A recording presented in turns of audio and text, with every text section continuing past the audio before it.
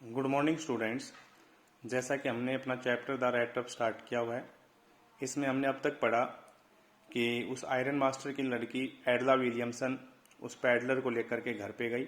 अब आगे the next day was Christmas eve, अगले दिन क्रिसमस एव था। And when the iron master came into the dining room, और जब वो लोह का व्यापारी डाइनिंग रूम में आया फॉर ब्रेकफास्ट, नाश्ते के लिए, ही प्रोबेबली थॉट, उसने संभवतः सोचा, विद सेटिस्फैक्शन, बड़े ही संतोष पूर्वक सोचा, of his old regimental comrade, अपने उस पुराने रेजिमेंटल साथी के बारे में, home he had run across so unexpectedly, जो उसे अकस्मात ही मिल गया था।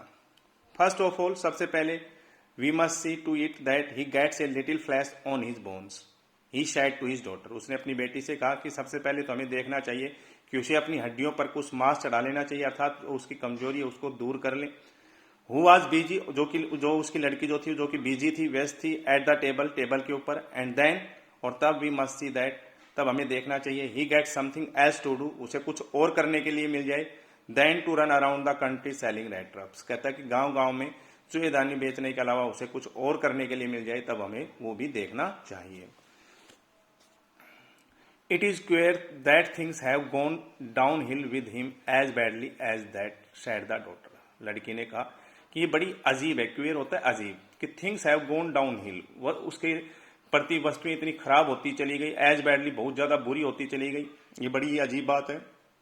लास्ट नाइट, पिछली रात, आई डिड नॉट थिंक, मैंने नहीं सोचा, there was anything about him, कि उसके अंदर ऐसी कोई चीज थी कि टू शो, दिखाने के लिए, that he had once been an educated man, कि कभी वो एक शिक्षित व्यक्ति था, ऐसा कुछ भी उसके अंदर दिखाई नहीं दे रहा था। You must have patience my little girl, said the father. पिता ने कहा कि तुम्हें थोड़ा धैर्य रखना चाहिए मेरी छोटी लड़की।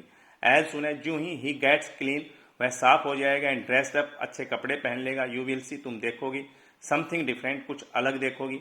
लास्ट नाइट, पिछली रात, ही वॉज नेचुरली एम्ब्रेस, वो प्राकृतिक रूप से बहुत ज्यादा लज्जित था।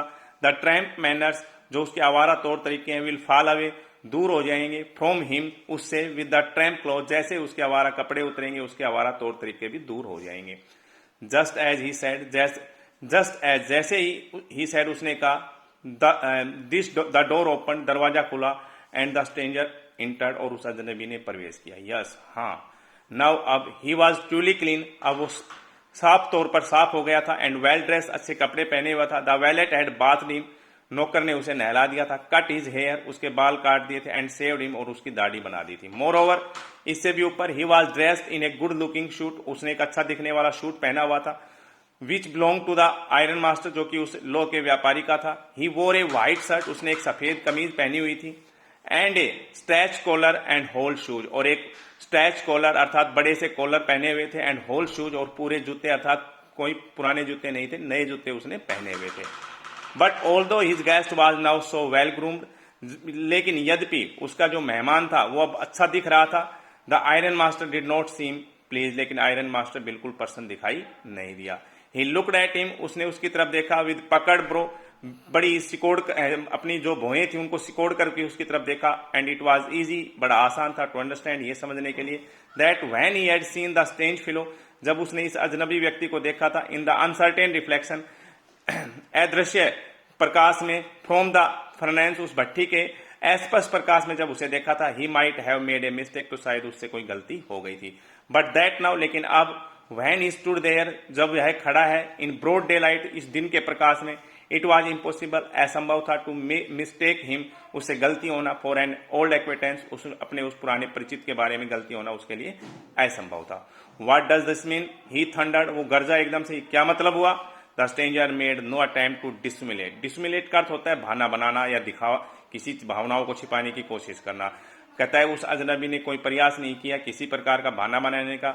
ही सा एट वंस, उसने उसी समय देखा, that the splendour had come to an end, कि सारी शानो शौकत का अंत आ गया है।